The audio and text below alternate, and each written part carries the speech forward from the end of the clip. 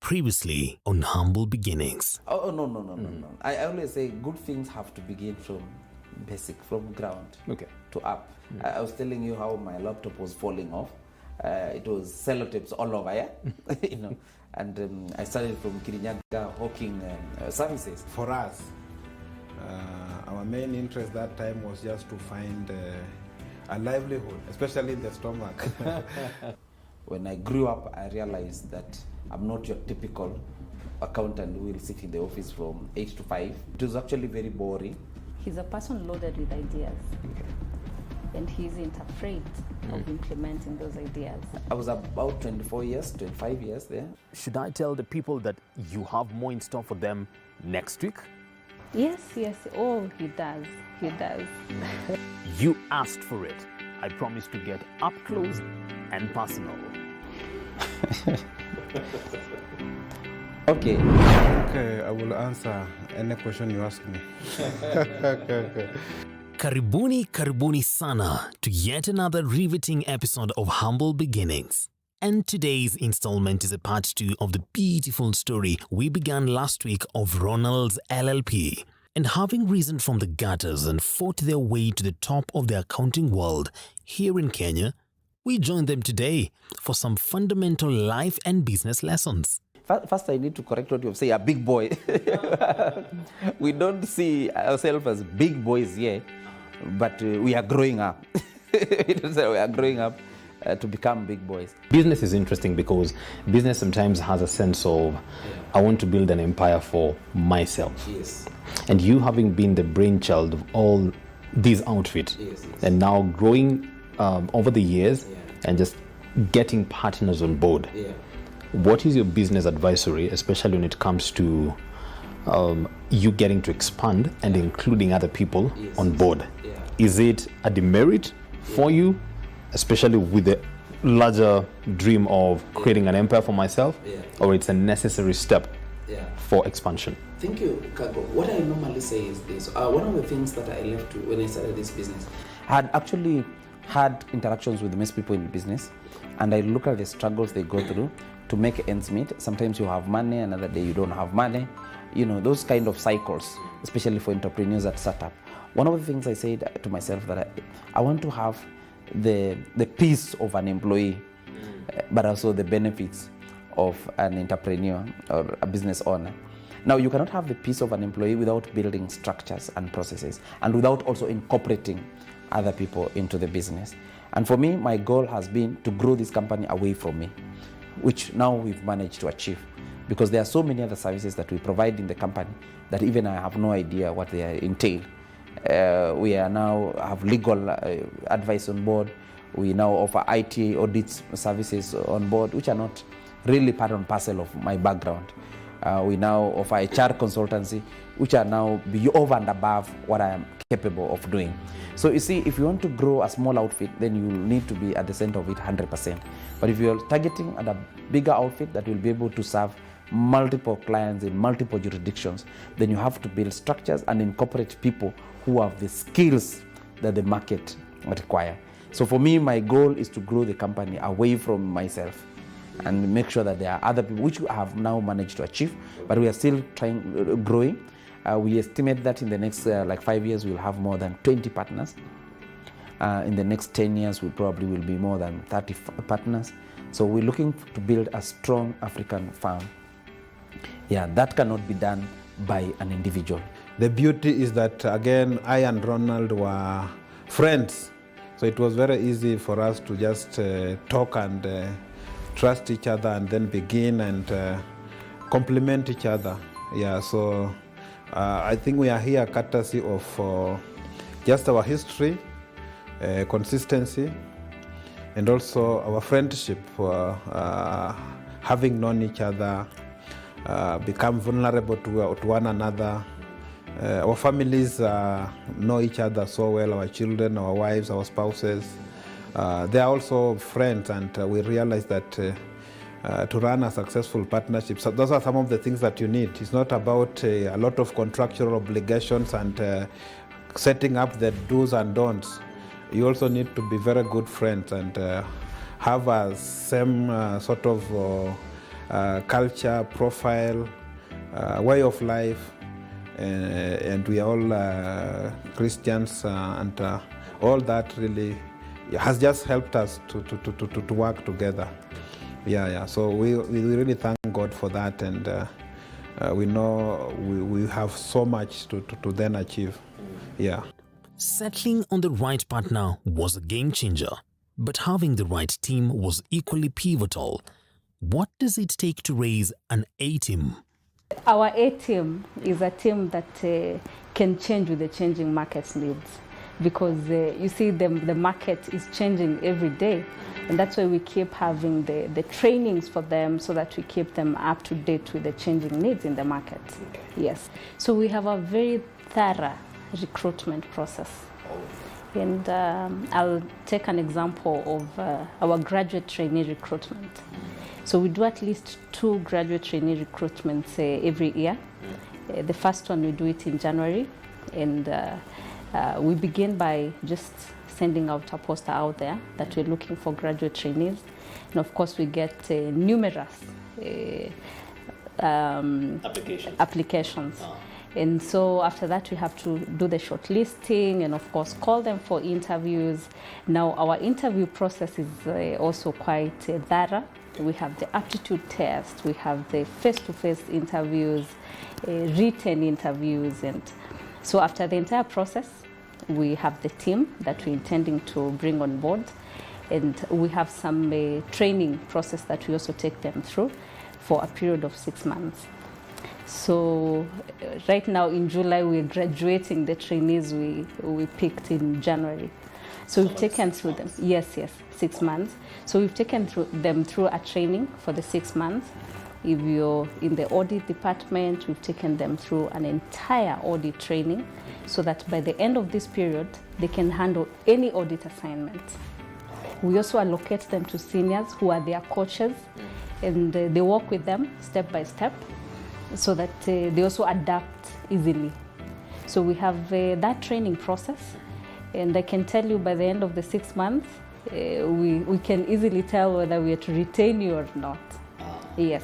Okay, so that those that you get to retain, and those that you just get to release to the wider market. That's right. That's right. All right. Yeah. Released to the wider market based on competence. Can I also release you briefly to stretch a bit? Today we're here for the tips. Hope you're taking notes. See you after the break.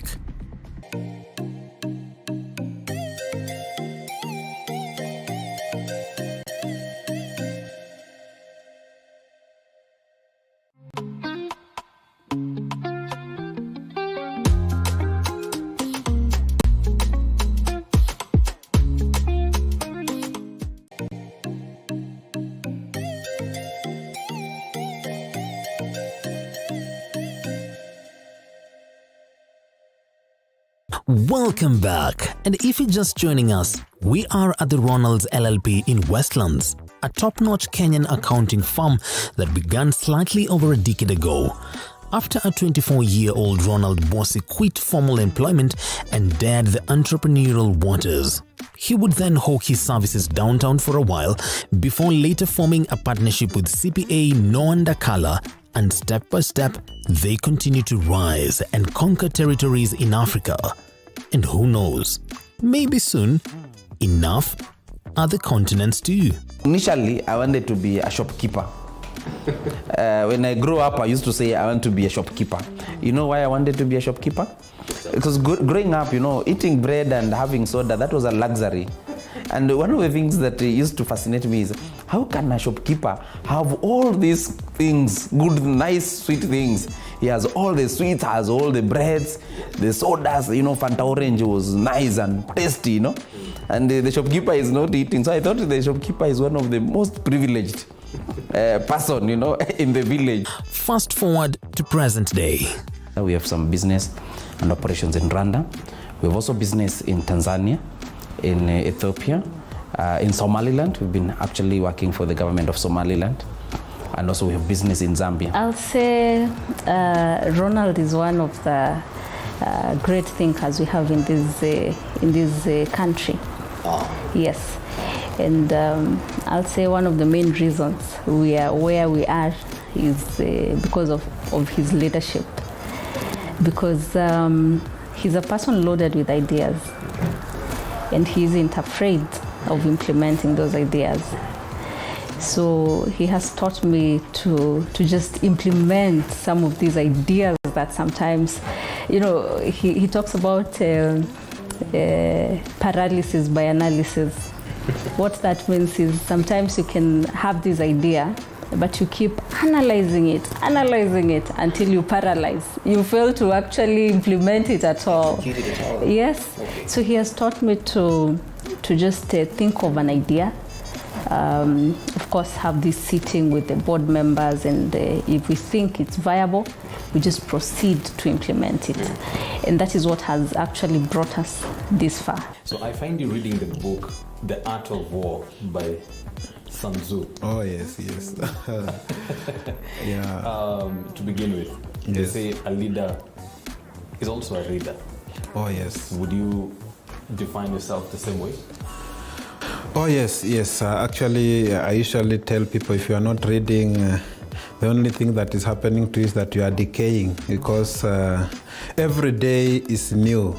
And you need new ideas every single day. You cannot address the issues of today with yesterday's mindset. So every day you must keep learning something new. A lot of things are hidden in books because people have written, and if you don't read, then you don't get that rich resource of knowledge. Because it's through reading that you learn what other people also have said. And just combine that with what you know, borrow from different people, and then even as a consultant, then it's very easy for you to consult people because you are borrowing widely. Yeah, so the culture of reading, I think every time I go for shopping, I always pick a book. Yeah, that's been my culture. I always try to see what book is new. And I've picked books that I've not read. I haven't read all the books that I have. But why I pick them is that when I find time, then I just get immersed in those books, and I keep reading. Yeah, so reading is a good culture for leaders. We encourage even our employees here to read. Because if they don't read, again, you will find that they cannot do good reports, they cannot be able to last client conversations. And clients are looking for people who are knowledgeable, because they want to pay for your knowledge and your skills. If you don't have that, then you might not really meet their need. Talking about strategy and talking about the art of war, as Sun Tzu would actually just put it, they say that business is like war. Oh, yes. You literally wake up every morning and quote unquote wanting to kill your competitors. Right. I'll ask you two questions with regards to that. Yes. Who do you consider your greatest competitor? And then secondly, what is this golden strategy that you're grateful that you got to master along the decade that you've been in existence? In terms of, thank you for that question. In terms of who our competitors are, we have opined that we don't have competitors in this market. The only competitors that we have are ourselves. So, because if we try to compete with anybody, strategy is quite vague in the sense that you cannot discern what people are thinking. So if you try to compete with them, you have to learn their strategy, then you come up with your strategy. The challenge is that people keep changing their strategy. So we come up with our own strategy and say we are competing with our own selves.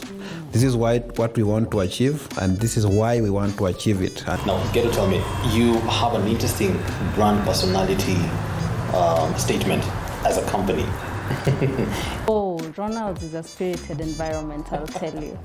And one of the reasons we picked on this is because we did one of the client satisfaction surveys, and one of the clients mentioned to us that anytime our team gets to their premise, the environment changes. Everyone is excited. We're not the normal auditor. You know, auditors, ideally are meant to just bring some tension and Whole atmosphere. exactly. But when our team gets to their premise, the client said, the environment changes. Everyone is excited that they are there and they will get things done and done in the right way. You see, contagious enthusiasm means that in all the processes, in all the engagements with clients, and even between ourselves, there's a lot of energy. There's a lot of bubbling. People are not working as if they are straining to work. A lot of infectiousness, people just feeling that we have this assignment to do. We have a new client. We are happy to meet a new client. We have a new employee who has joined. We want to know that person. We want to just get the person quickly assimilated into our culture, to just enjoy, because we spent most of our time here. It would be so boring if we are not happy. So that enthusiasm is what we espouse, and we do different things here that just makes life exciting. Talking about an exciting workspace, you won't believe what Ronalds LLP did for their staff when the pandemic hit. We had to put up some measures in place, and of course we had to do the sanitizer stations, the hand cleaning stations, and of course social distancing. In fact, I had to take another office. We had to take another office upstairs to ensure that we have the required social distancing. And apart from that, we also did another major change. Wait for it. We began serving our staff lunch in the office. So we began cooking in the office. Are you serious? Yes, and we've been doing that for over a year now, because to date we are still doing it. Cooking lunch for every staff? Yes. We provide lunch for every staff member, because we realized if we allow them to just go out there to look for food, with all the cases and all, and you might just go eating in some place where they have hygiene issues and. Okay. So we decided to make lunch for our staff members. So of course it costed us a bit, but we care for our staff members, and their health is of great interest to us. Amazing. Initially, in 2014, I had 20 staffs and I couldn't manage them effectively. I used to find them a lot of headache and all that.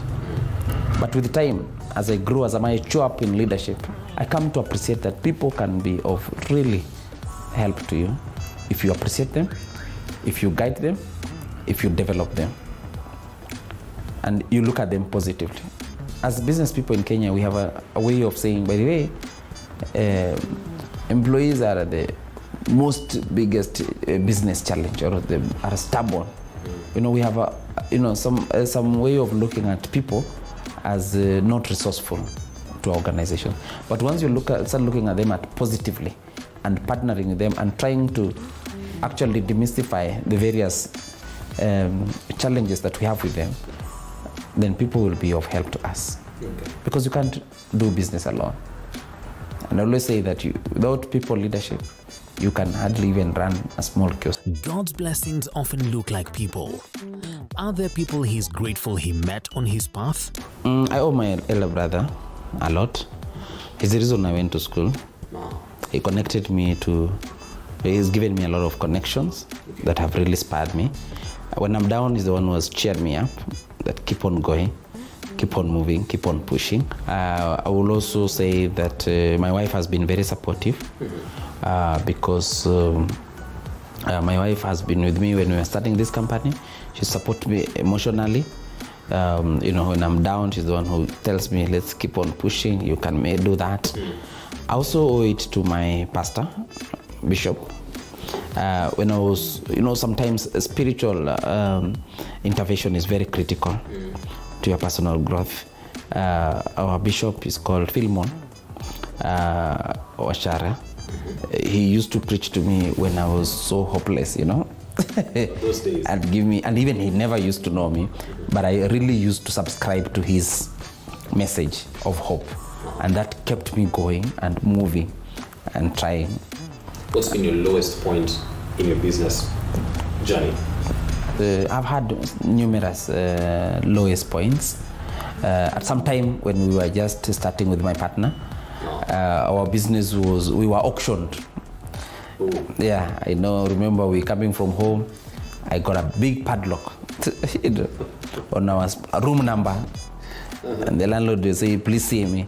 We had to remove the padlock. We had to remove the writings very fast, the papers that we had been stuck on the door, and tell clients we are attending a conference. But in the reality, the machines had been taken away, the office had been locked. It was quite embarrassing. And that time I said it will never, ever happen again. And such a scenario has never occurred again. He took charge boldly and smartly. I therefore ask him, in its present state, if Ronalds LLP was a vehicle, what model would it be and why? Wow, it would be a German car. It has to be. Yeah, it will be that car that when you get into, you forget that you are on the road, just comfortable, and the experience is good, and it's a car that you are willing to spend your money on. Yes, I would say that would be the car. And because I like driving German cars. Yeah, the aesthetics, the performance. Of course, they come with a cost, and we want the company to be able to have that sort of dimension in terms of quality, affordability, and also the customer experience. Okay, probably you will put it in the range of maybe a Range Rover or a V8, A V8, actually I will choose a V8. Not that I'm not preempting what I'm driving, but why I love a V8, it's a more practical car. It will take you to where you want to go, and it's not exorbitant in price. It answers what we are. We will take you to where you want to be, conveniently, off-road, on-road, but we are not exorbitant. Okay. You understand? Certainly. Yeah, so you need something that we are a practical firm. Yeah, in terms of delivery and in terms of the fees. Every time you sit and every time you just stand and look over the view on the horizon through your corner office, what do you get to think? What do you get to reflect? What do you get to envision as the future of this establishment? In the next 10, what do you get to see now that you're the strategic manager as well? When I look at outside my window in the office, I wonder, why is Ronalds Global not written on that big building, tall building? Yeah. I'm asking myself, why aren't we owning that building? What kind of setup do we want for ourselves? Do we just want to be in a small 1 or 2 floors office? Or do we want to own the whole building and an establishment and employ people who will be able to work and serve clients in the industry equivalent to occupy that particular building? Okay. Yeah. In this case, you're talking about the Raptor Heights. Yeah, the Raptor. Why can't we own? If you look at my window right, you will see what you will see. Why can't we own that building? And that's where we are now. We've actually identified a place because I've looked at it for a long time, and most probably in the next few years, 2, 3, 4 years, we will have the same building in place. Yes. And I still want to come and interview you. In that building. In that building. Yeah. Take it to the bank. His final words, especially to the young people. Maybe I will give them 3 words they can use. The most important thing as a young person is to dream. You need to dream on what you want to accomplish, and dream it during the day and during the night. Know what you want, and it must stick to you. The way I'm pointing to you to that probably 10, 15 story building that is across the door. That is my dream. But dreams are just useless if you don't have a strategy. After you've dreamt, strategize. Come up with a strategy that will help you to achieve your dreams. And try to consider various options and aspects that actually might hinder you from achieving the dream, and lay out plans to achieve those dreams. After you've strategized, execute the strategy. Now make it happen. And as you're making it happen, you always have to go with the words of the Martin Luther King, that he say that for you to go to your destiny, please fly, isn't it? If you're not flying, then run. If you're not running, walk. If you're not walking, crawl. But at least as you go towards your laid up dreams, you have to keep on moving. And sometimes small steps, those feeble steps that you make, they will eventually help you to accomplish what you have dreamed. And that is the preamble for the young people.